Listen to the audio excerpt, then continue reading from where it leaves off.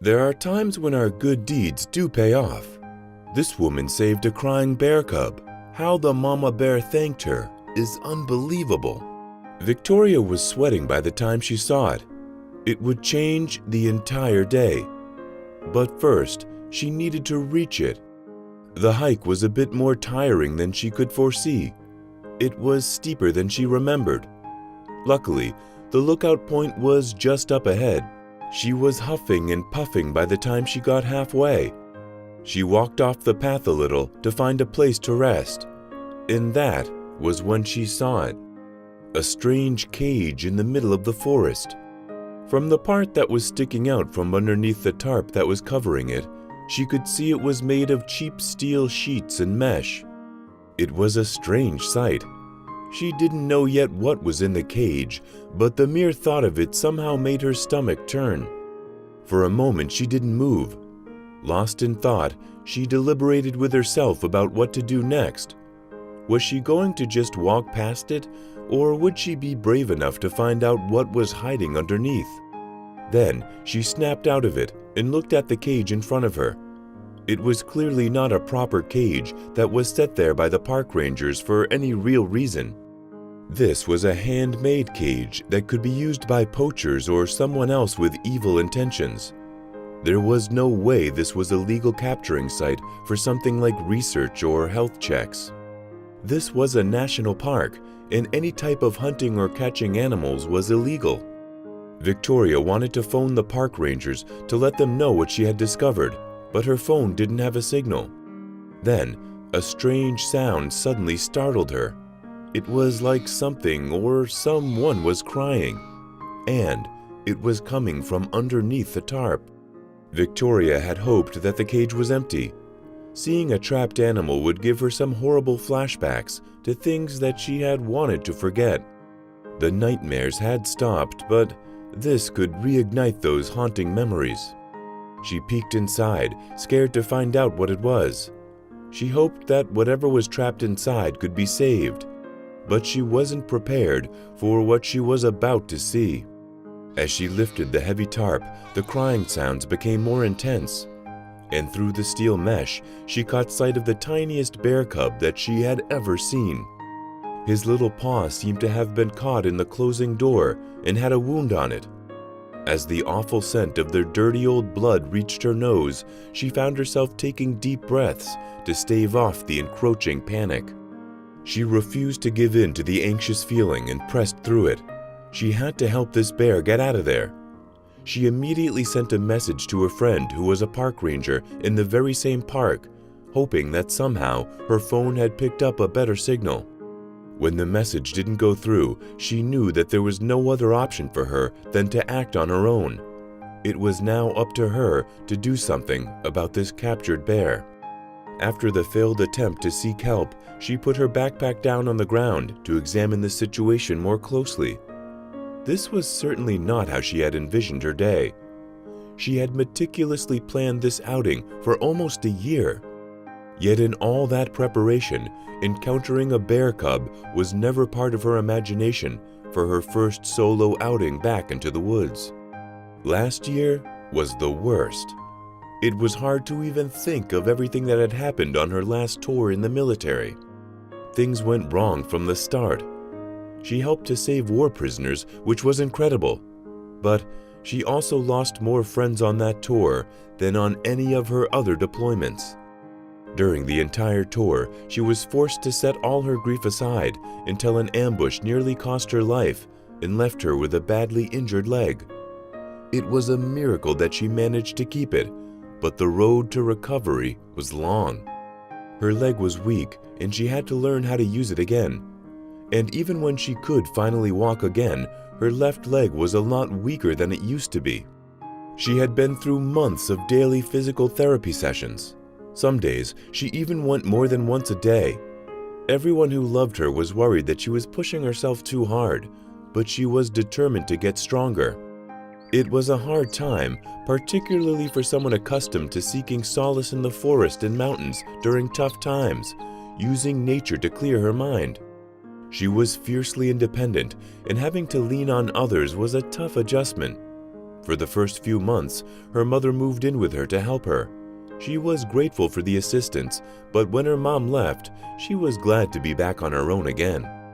What frustrated her the most was that she couldn't wake up and just go on a hike to get away from it all.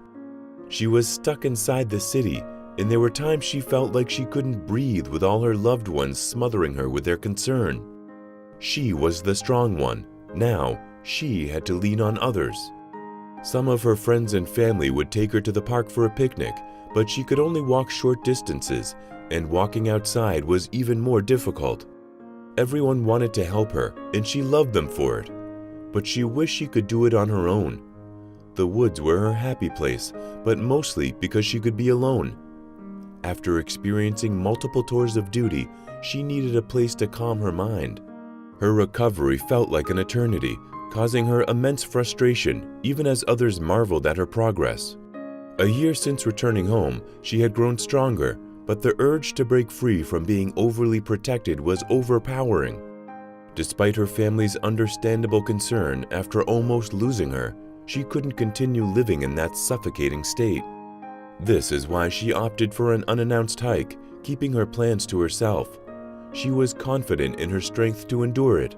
Her intention was clear: to break free without anyone intervening. Today marked her long-awaited day of freedom, yet it began on a less than ideal note. Fatigue set in sooner than expected, and now she found herself gazing at a trapped baby bear in a cage. This was certainly not the scenario she had envisioned. Her only hope was for a positive resolution to this unexpected encounter. Like any good soldier, she was prepared and had a multi-tool in her bag. The mesh was thicker than normal, and it wouldn't be as easy to cut through. But she would do it. Slowly, she used the pliers to break the mesh open and pull it away, piece by piece. Things were moving slowly, and her hands were cramping, but the crying cub kept her motivated to carry on. She was completely focused on the job in front of her. Usually alert to her surroundings, she missed a crucial movement. But the noise behind her caught her attention. Glancing backward, she noticed a huge bear emerging from the forest. It was observing what she was doing. Shocked, Victoria instinctively jumped backwards, increasing the distance between them by moving behind the cage. It was only when she leapt that Victoria realized the cage sat right on the brink of a steep hill leading down to the river. She couldn't retreat much farther to distance herself from the bear. As the bear stood there, attentively listening to the cub's cries, Victoria realized that this was the cub's mother. Victoria had cut away most of the mesh, and she stayed behind the cage and pulled on the door. The cub slipped through as soon as there was enough space. But he scratched his skin against the sharp edges. He cried out in pain and took a few steps back. Victoria could see the disaster coming, but she couldn't stop it. The cub slipped over the edge of the hill and tumbled down. Without hesitation or deliberation, Victoria rushed after him.